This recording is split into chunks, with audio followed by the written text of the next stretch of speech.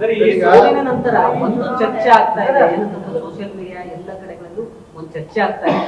ನಿಮ್ಮ ಜೊತೆನೂ ಬಹಳಷ್ಟು ಲಿಂಗಾಯತ ನಾಯಕರಿದ್ದಾರೆ, ತಾವು ಬೆಳೆಸಿದಿರಿ. ಆದ್ರೆ ಲಿಂಗಾಯತ ವಿರೋಧಿ ಅನ್ನೋ ರೀತಿಯಲ್ಲಿ ನಿಮ್ಮನ್ನು ಬಿಂಬಿಸ್ತಾ ಇದ್ದಾರೆ, ಲಿಂಗಾಯತರು ತುಳಿತಾ ಇದ್ದಾರೆ, ನಾಲ್ಕು ಪಾಠ ಕಲಿಸಿದ್ದೀವಿ, ನೀವು ಮುಂಬರ್ತಕ್ಕಂಥ ದಿನಗಳಲ್ಲಿ ನಾವೆಲ್ಲ ಒಂದಾಗಬೇಕು ಅನ್ನೋ ಒಂದು ವಿಚಾರವನ್ನ ಪ್ರಸ್ತಾಪ ಮಾಡ್ತಾ ಇದ್ದಾರೆ.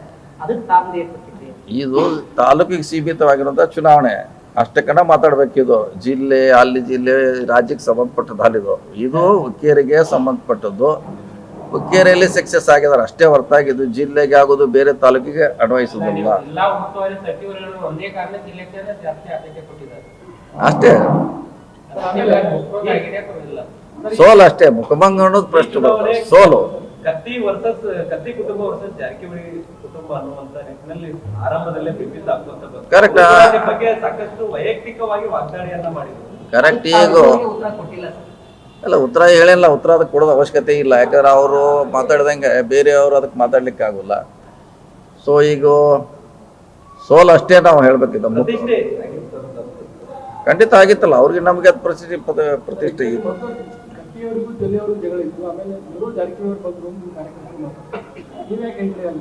ಇಲ್ಲ ಅದೇ ಹೇಳ, ನಮ್ಮ ಕಾರ್ಯಕರ್ತರ ರಕ್ಷಣೆ ಮಾಡ್ಲಿಕ್ಕೆ ನಾವು ಹೋಗೋದು ಅನಿವಾರ್ಯ ಇತ್ತು, ಹೋದಿವಿ ಅಷ್ಟೇ. ಅದರಲ್ಲಿ ಏನೋ ಅವ್ರ ವಿರೋಧ ಇವ್ರ ಪರವಾಗಿ ಅಂತಲ್ಲ, ನಮ್ಮ ಕಾರ್ಯಕರ್ತರ ನಾವು ರಕ್ಷಣೆ ಮಾಡ್ಲಿಕ್ಕೆ ನಾವು ಈ ಚುನಾವಣೆ ಮಾಡಿದೀವಿ ಅಷ್ಟೇ.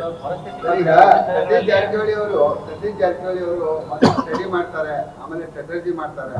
ಎಲ್ಲೂ ಕೂಡ ನಿಮ್ದು ಸ್ಟ್ರಾಟಜಿ ಫೇಲ್ ಆಗಿರ್ಲಿಲ್ಲ. ಅದು ಇಲ್ಲಿ ಸ್ಟಡಿ ಮಾಡುವಲ್ಲಿ ಸ್ಟ್ರಾಟಜಿ ಮಾಡುವಲ್ಲಿ ಅದೇ ಹೇಳಿಲ್ಲ, ನಮ್ದು ಮಿಸ್ ಮ್ಯಾನೇಜ್ಮೆಂಟ್ ಅಂತ ಹೇಳಿದಲ್ಲ. ಸ್ಟ್ರಾಟಜಿ ಕರೆಕ್ಟ್ ಇತ್ತು, ಸ್ಟಡಿನೂ ಕರೆಕ್ಟ್ ಇತ್ತು. ಆದ್ರೆ ನಾವು ಒಬ್ಬನೇ ಮಾಡ್ಲಿಕ್ಕೆ ಆಗಲ್ಲ, ಎಲ್ಲ ಹೋಲ್ ಟೀಮ್ ಮಾಡ್ಬೇಕಿದು. ಹೋಲ್ ಟೀಮ್ ಮಾಡೋಲ್ಲಿ ವಿಫಲ ಆಗಿದೆ ಅಂತ ಫಸ್ಟ್ ಕೇಳಿದ್ರಲ್ಲ. ಹಿಂಗಾಗಿ ನಾವು ಸೋಲನ್ನ ಅನುಭವಿಸಿದ ಅಷ್ಟೇ.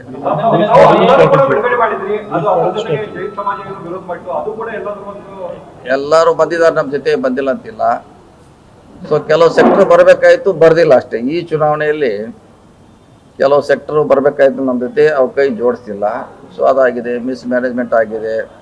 ನಮ್ಮ ವೋಟ್ರಿಗೆ ಹೀಗೆ ಓಟ್ ಹಾಕೋದು ಕನ್ವಿನ್ಸ್ ಮಾಡೋಲ್ಲಿ ನಾವು ವಿಫಲರಾಗಿದ್ದೀವಿ. ಎಲ್ಲ ಕೂಡಿ ಸೋತಿದ್ವಿ ಅಷ್ಟೇ.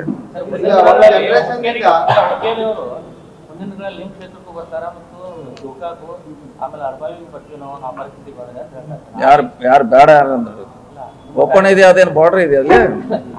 ನೀವು ಆ ತರ ಹೇಳಿ ನಿಮ್ಮ ಕಾರ್ಯಕರ್ತರು ನೀವು ಹುಕ್ಕೇರಿಯನ್ನು ಬರ್ಸ್ಕೊಂಡಿದ್ರೆ ಅಂತ ಹೇಳಿದ್ರು, ಆ ನಿಟ್ಟಿಗೆ ಅವ್ರು ಉತ್ತರ ಕೊಟ್ಟಿದ್ರು. ಅದಕ್ಕೆ ನೀವೇನು ನಾವ್ ಹೇಳಿದ್ರಲ್ಲ, ಬಾರ್ಡರ್ ಇಲ್ಲ, ಅದ ಸ್ವಾಗತ ಮಾಡ್ಕೋತಾರ ಹೇಗೆ ಅಂತ ಹೇಳಿ. ಬಾರ್ಡರ್ ಎಲ್ಲೂ ಇಲ್ಲ, ಓಪನ್ ಇದೆ. ಯಾರು ಬೇಕಾದ್ರೆ ಇಲ್ಲ ಇದ್ರೆ ನೀನ್ ಯಾರು ಕೇಳಿ ಹೋಗ್ಬೇಕಾ?